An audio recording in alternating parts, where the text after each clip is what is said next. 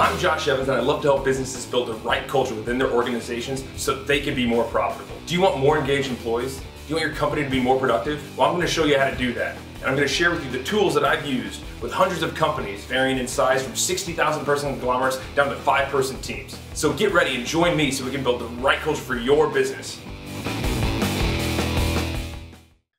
Hey everybody, welcome back to my show. I'm Joshua Evans and I'm here to talk about company culture. Yeah, I got a very special guest with me today and I'm so excited to have him. I really want everybody to welcome Matt Jung for joining us today. He is the co-founder of Comfort Research and one of their big brands is Big Joe, which is in all sorts of retailers like Sam's Club, Target, Costco. Heck, I have a few of their products here at home. I know my kids love their giant overstuffed frog. And so I really just want to welcome you. Matt, thank you so much for being on the show today.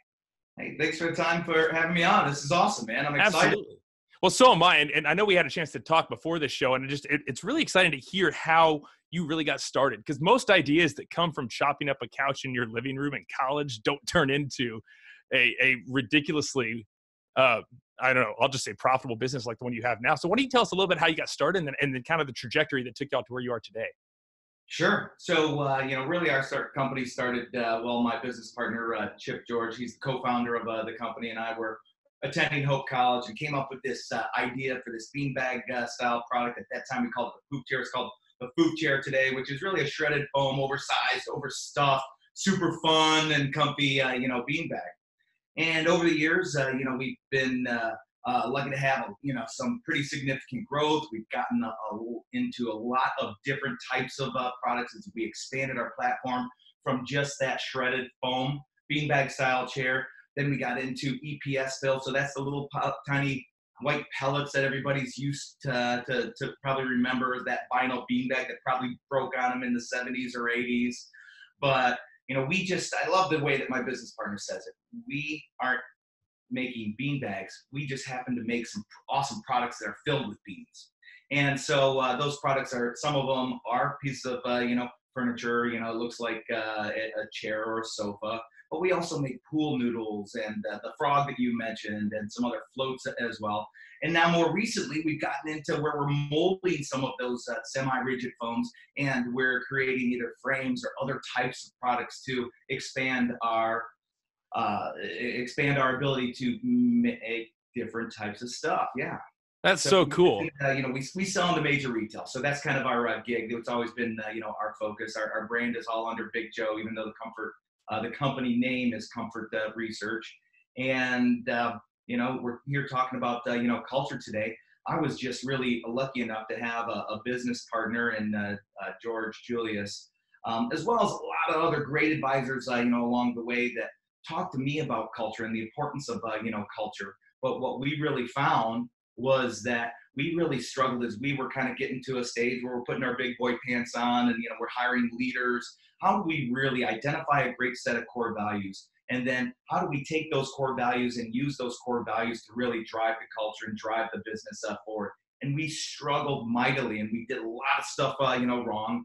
And eventually we found some things that really worked for us. And so that's what I'm hoping to share with some of your listeners today.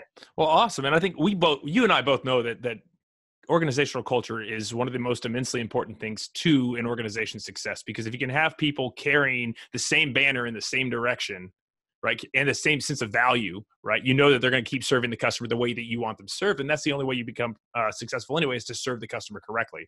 And so I'd love to hear maybe something that you tried that didn't go well early on in the culture, because you said that y'all had a couple of missteps. I'd love to hear one of those. Sure. So, I don't think we're too dissimilar to most companies when they're first trying to identify their core values. And what we did is we roundtabled it with our leadership team at the time. And we got together and, talked about, okay, these are all the things that we think are our core values that make us, unique. And we ended up coming up with these 10 words, like we were going to be super fun. We're going to be innovative. We're going to always ship on time. We're going to be a great place to work. We're going to be great for our customers and great for our vendors and all this stuff. And really, it wasn't identifying who we were or are that made us unique and special. And that's what core values are really supposed to be. It was this list of aspirational words that we hoped to be, and then you pile it all together, and it was just a laundry list of words that really didn't carry any meaning, and you couldn't really even remember them all. I always know if I'm talking to somebody about their core values and their culture, if they're, super psyched, they're talking about it, and then they pull out the laminated card from either their wallet or purse or briefcase. It's like, if you have to put those core values on a laminated card that the company is going to make everybody carry because they can't remember them, you missed. And Absolutely. in the beginning, we had that long laundry list, and I really knew that we missed when one day I was proudly talking about our newly identified core values. And as I got to number 8, I couldn't remember it. And we, as leaders of the company, how can we have any expectation that anybody else is able to remember them if we can't remember all of them? And if we can't remember them, how the heck are they able to really drive and align the organization to drive and align culture? And that's what core values, are. So I see our big mistakes was having it be aspirational and not really trying to identify who we are. Well, I think you're very lucky that you identified this so early. I think there's a lot of huge organizations. I've worked with them. It took us forever and a day, Jeff. It wasn't that quick? No, it wasn't. There's a lot of organizations that are still struggling with that. And I've met with people in an executive level talking about, okay, so what is your organization really about? And they're, hold on, I have somebody bring in the list of core values. And like, well, that's obviously not the question I really asked. But so what are your core values now at Comfort Research? So it took us quite a while to actually get to these, core values. And it wasn't really, and we started the company in 1996. It wasn't until 2011 that we even attempted to try to identify our core values. And then it took us another 2 years to get to these core values. And those core values are this. 1, find a better way. 2, expect the best. And the last one, 3, do the right thing. And we do use those 3 core values to drive everything that we do within our organization. Well, I could see any employee being able to make a decision and know that it's the correct decision based on those things. And I think that's one of the most essential things that you can hand them as an employee. It's like, look, we're empowering you because you can run any decision that you end up making as an employee past these 3 tenets, right? Your 3 core values, and make sure that you're doing that, and then you're making the right decision. And that way, nobody is left in this gray space, right? There's no fine line. No, it's a solid, very, very specific line on where you want people to be. And I think that that's something that a lot of organizations miss. That's awesome. Those are good core values.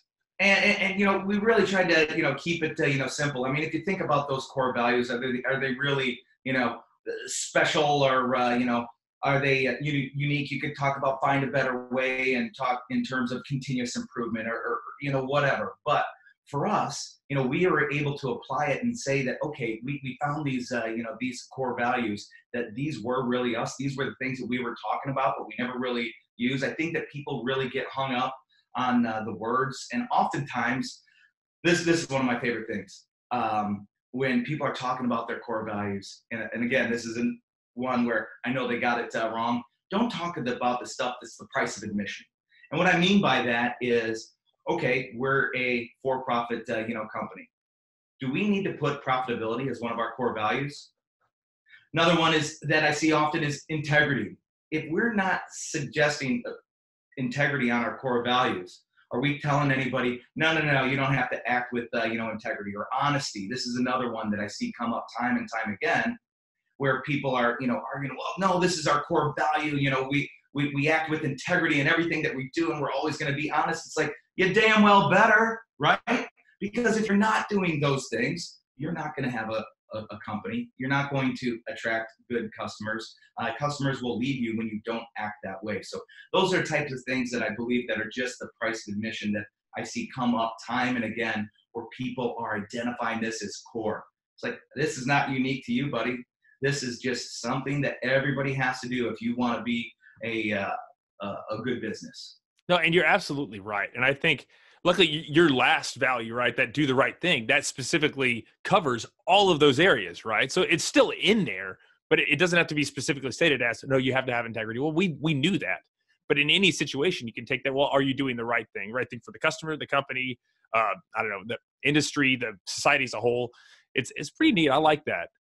So, and we don't really identify do the right thing as having integrity. Do the right thing for the business. Do the right thing for yourself. Do the right thing for the customer. But also, it's a lot bigger than that. So the way that we talk about doing the right thing is, I love it, the way that our head of IT talks about it. When he talks about doing the right thing, he says, Comfort Research wants good people, not just good employees. And that's true. And so the people that win the DIRT Award, as we call it, because that's one of the things that we've done to continue to build up our culture, is reward the people that are acting, within those guidelines of those core values. But one of my favorite examples is that same director of IT. He won the DIRT Award one year for fostering 3 kids. He thought it was going to be a couple of weeks and turned into a couple of years. Like, I want to be around people like that are, thinking about something greater than themselves and giving back, freely. Those are the type of people we also want to attract. So it means so many different things to us. And with our system, the way that we've created and recognizing that folks that are living those core values, now we have a real life person that is actually doing something around the core values that we're able to share with the company, and we honor them and just say, hey, thanks, Mark. That is really cool that you did that you fostered those, 3 kids. That is something big. That is amazing. And I want to hang out with you. I love how you put it so succinctly. You want to hire good people, not just good employees. I think there's a lot of organizations out there that can overlook people's, I'll say, moral turpitude and hire them because they'll be a good employer, because they're a profitable decision, right, to bring on for some certain role. And I love the fact that you're not shying away from that. No, I don't want to hire good employees. You want good people. Like, good humans will do the right thing in the business environment, but they are people that you not only aspire to hang out with, right, but will help you be better as well. I think we are who we surround ourselves with. And so I think that's neat that you as an organization have really made an effort to do that.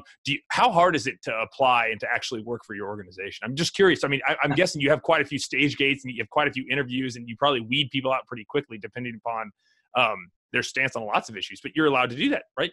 It's your business. Absolutely. So tell me a little bit about that. So, we were really lucky to hire an awesome culture concierge, and a lot of people call it, HR, the people person, but we really wanted someone that was going to serve up the culture and build up the culture. So when we were hiring that role, who was part of our leadership team, we found this gal, Becky Plug. She had no experience in manufacturing, which usually every manufacturing company, it's like, oh, your head of HR has no experience in manufacturing. It's like, no, she's serving up the culture to our folks. And she's just done this amazing job. And I love the way that she says it. Becky likes to say, we're not looking for culture fits, but we're looking for culture adds. How are people adding to our culture? We don't want a bunch of minions that look all the same and act the same.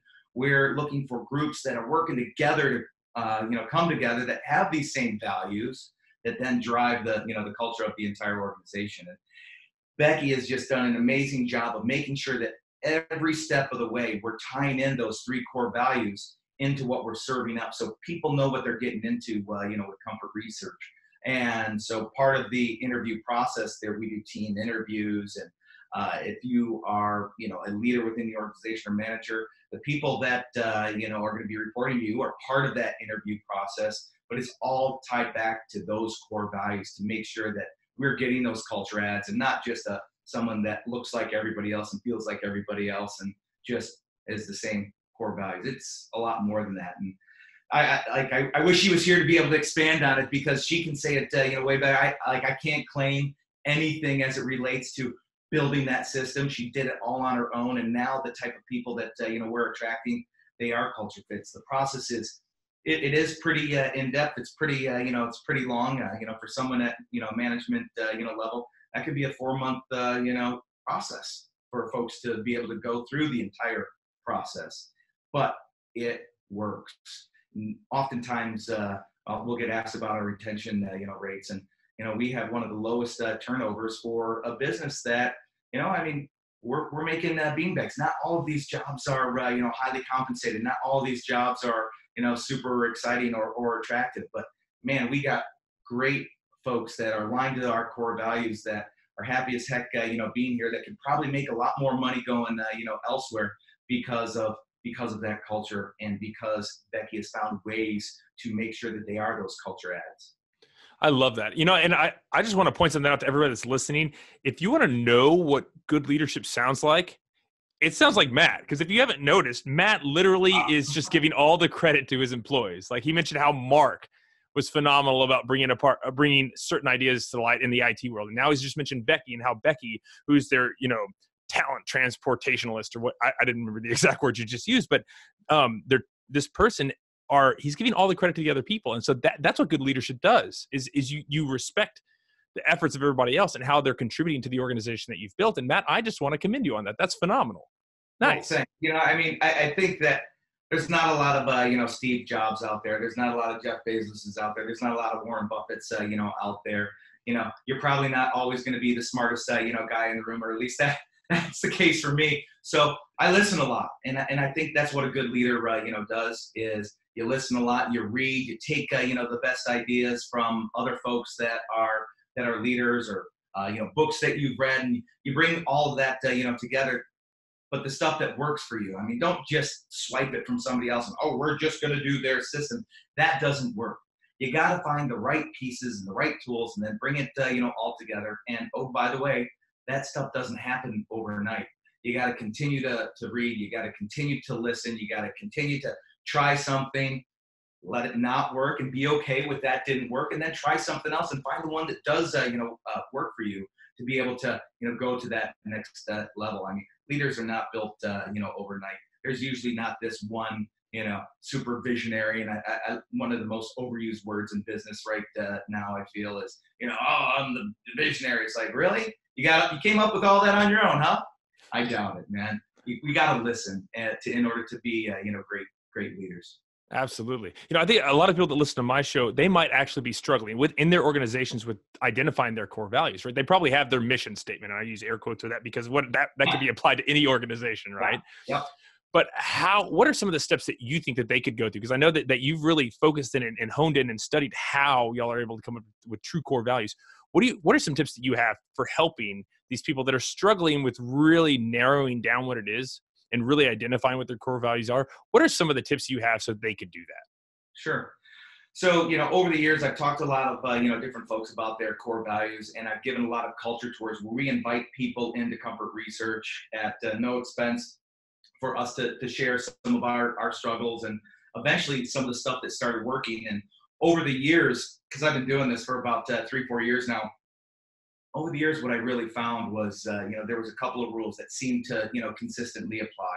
And this isn't like everything that you need to do, but I do believe that these 3 rules, apply to any organization. If applied, correctly, because they're pretty simple, you can help guide down a good path for core values. The first one is don't do more than 3. I used to say it was, 4, but every time people started talking about 4, it always seemed like that 4th or that 5th one that they were doing always related back, and it could be combined with another one.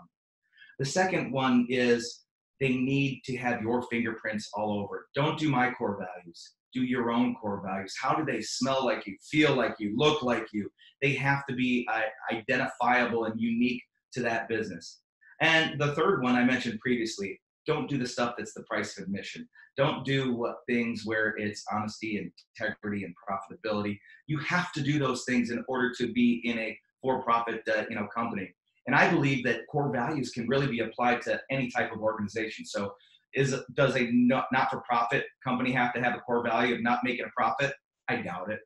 So if you're a for-profit company, don't tell me we have to have profitability. If you don't have profitability, you won't be here. So those are the 3 rules that I believe can lead to a great set of core values. One of my favorites is this company that's here in Michigan, my good friend Mike Harris at Works Cited.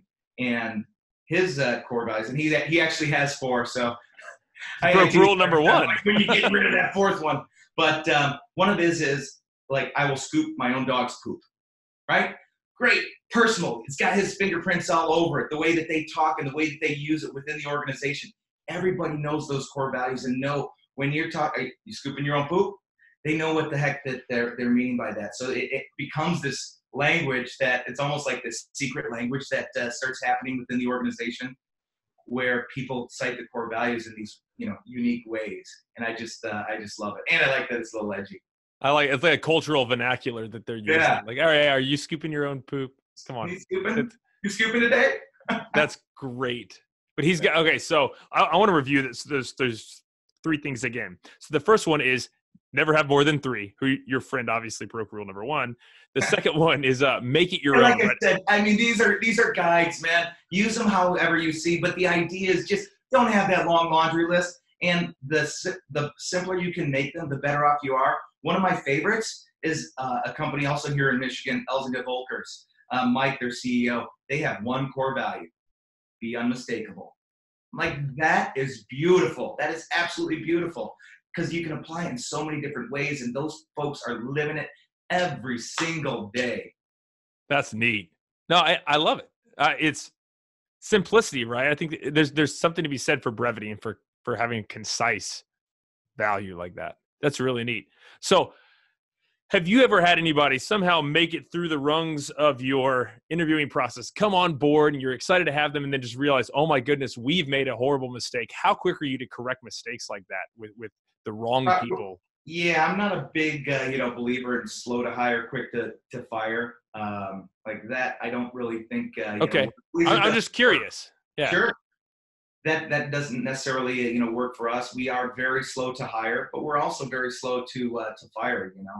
One of the things that we believe is our responsibility is to make sure that we've done our homework up front. So that's slow to hire, but also slow to fire, where you're giving everybody an opportunity. I mean, part of our responsibility as a team, as an organization, is to make sure that new ambassador, which is what we call all of our folks here, that ambassador of comfort research, that we're giving them every opportunity to succeed.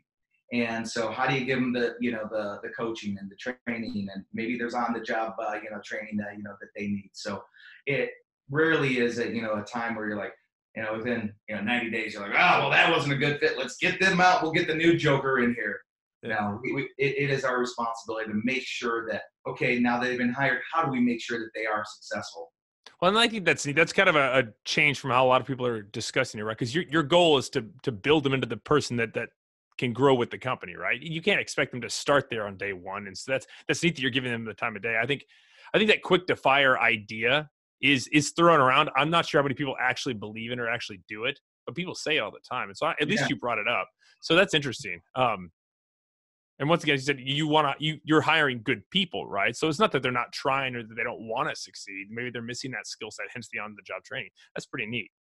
Very neat. So, all right, what are you working on now that you're really excited about, Matt? Like, what's something that you're building either internally in your organization or something you're doing to kind of help spread this message and these ideas?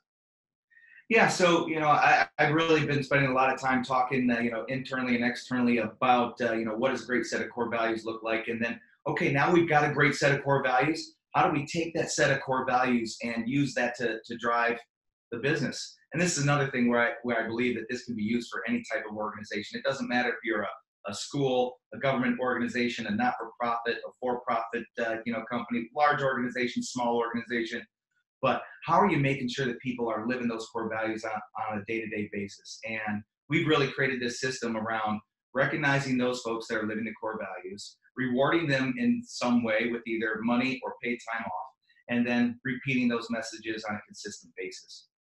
Part of the beauty of only having three core values is that we're able to go through every quarter, and we have this monthly meeting. And the monthly meeting is a simulcast. We can talk to our other locations, because that can always be a challenge when you got off-site people and off-site plants, factories, whatever.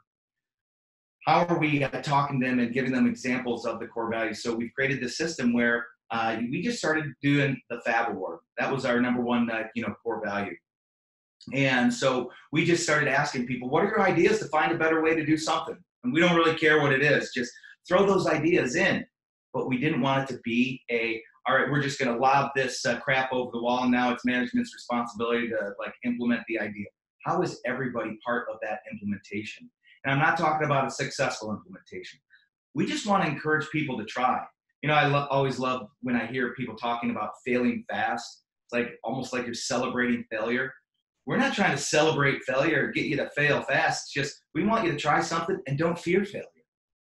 How do you just go out, give it a try? So we want to encourage people to try the implementation. And if it doesn't work, that doesn't matter. You can still get, the award. You can still be the award winner. So for us, it's a $2,500 award. And then they can go on to the annual award, which is for $10,000. Oh, wow. And I'll tell you that the money is probably the least important thing that we do with this.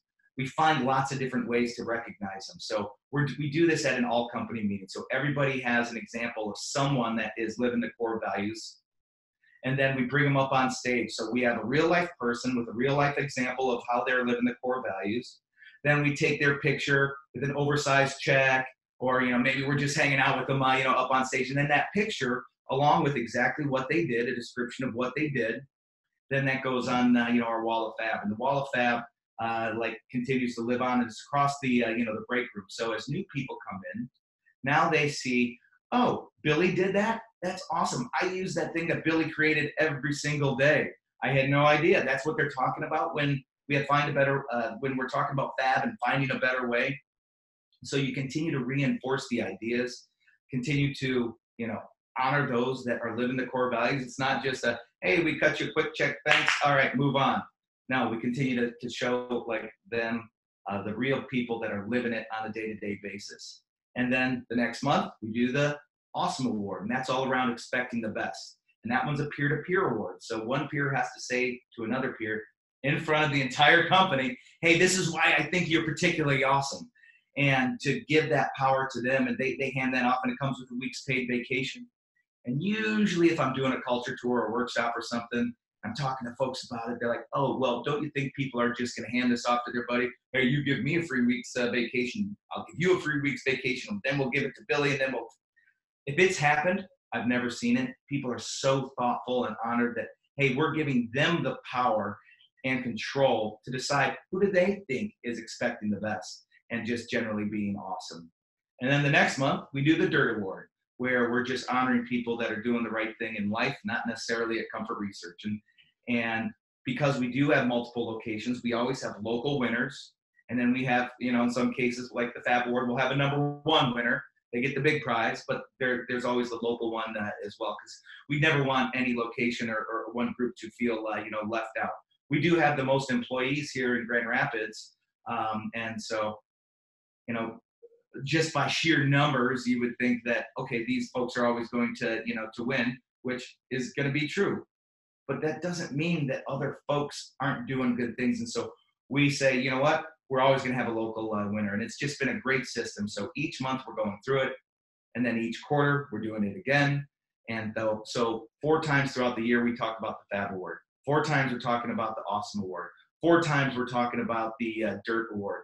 And you just consistently do it. It's that flywheel effect, man. It starts to gain momentum, more momentum. And I mean, each month we'll get over 100 submissions for the Fab Award, which is just super cool that you've got all these different folks. And it's been really cool. Some people have done it as teams. Our last winner was two gals, one in sales, one in supply chain, that came together for an idea that ended up being the winning idea. And it's just really cool to see people do all that stuff on their own. We didn't say, hey, work as teams. We didn't even think about that. It just naturally, happened. And that's really neat. And part of the cool piece of that. Well, and something I really like that you're doing there is you're not just incentivizing them, like really living it and being on the forefront of it and actually, being fully engaged in what they're trying to do. You're also rewarding them for it. You incentivize it right, but the recognition is probably the biggest piece, right? I've noticed it. So I love equating stuff in business to my children, right? Because I can incentivize my child to wash his hands before dinner, but recognizing him for it, like praising him in front of the rest of the family, right, at the table, like, I'm so happy my son just washed his hands. Isn't that exciting? Everybody, isn't that great? Like, they're more proud about that than anything else, than the lollipop I gave him for, washing his hands or whatever that was. And so I love that y'all are continually recognizing that. And the cool thing is, as just like you said, that builds new collaborations, new synergies that you didn't even see people working together on a Fab Award, but all of a sudden you have that happening. That's a whole area. Oh, cool. We didn't even realize this. I mean, it's a whole nother benefit to it, where now you have a group. These are 2 people that weren't in the same department collaborating on something to bring a new idea to the table. And that's what real innovation is, right? It's taking great ideas that you've put in place, right? Or structures, and then building upon that, which is great, which comes back to, it's not necessarily just a culture fit, but people that can add to the culture as well. Yeah, we really take it to, from everywhere. We try to do our best to listen, and please don't get me wrong. Everything's not perfect here, right? I mean, we aspire to be a great place to work, but we're not suggesting that we're a great place to work for everyone. We continue to screw things up. We continue to like maybe someone feels mistreated, but if you're listening, if you keep your eyes and ears open, and you talk to folks, either you can walk them through, hey, this is why we did it this way, or sometimes you just got to be like, yeah, you're right, we treated you wrong, in that circumstance. But now we have the opportunity to go back and fix it, and we do it very publicly. Everybody kind of knows when we screw up. We talk about it openly, because we don't want anybody to feel that we think that we're above blame, because we're not. Usually, 9 times out of 10, we are the ones to blame. It should definitely start and stop with the leadership of the organization. And that's the other thing, is that once again, I feel that when doing core values and talking about core values, people will be in the HR department, for instance, or they'll be in the supply chain department. They're going to want to create the core values.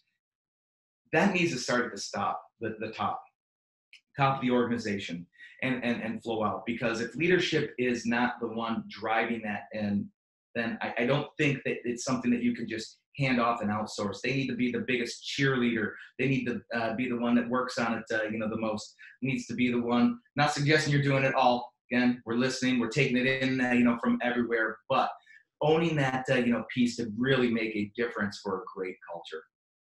Absolutely. I think, and I love how you talk about how the leadership has to take responsibility, right? And accountability for all the things that go on. The cool thing is when all your employees see you do that, everybody else wants to start taking responsibility for things as well. And I love that, right? It's empowering them with your core values so that they can go and make right decisions. So that's so wonderful. That's great. Man. All right. Let's run through those 3 things for people to generate core values one last time before we sign off here. The first one is don't have more than 3. Yep. The second one is make sure it has your fingerprints all over it. It needs to be you, right? Hence the are you cleaning up your dog's poop, which I love. And then you said the third one is what? Don't do the stuff that is just the price of admission. Right. Don't do the stuff that you're expected to do anyway. You have to turn a profit. You need to deliver on time already. Don't list that as a core value. That honesty makes you special. Now it just makes you a normal human being. It's not a jerk. I love it. Matt, this has been so fun and so enjoyable for me. And I hope my listeners enjoyed it as well. And so if they want to find out more about Comfort Research, where can they head to?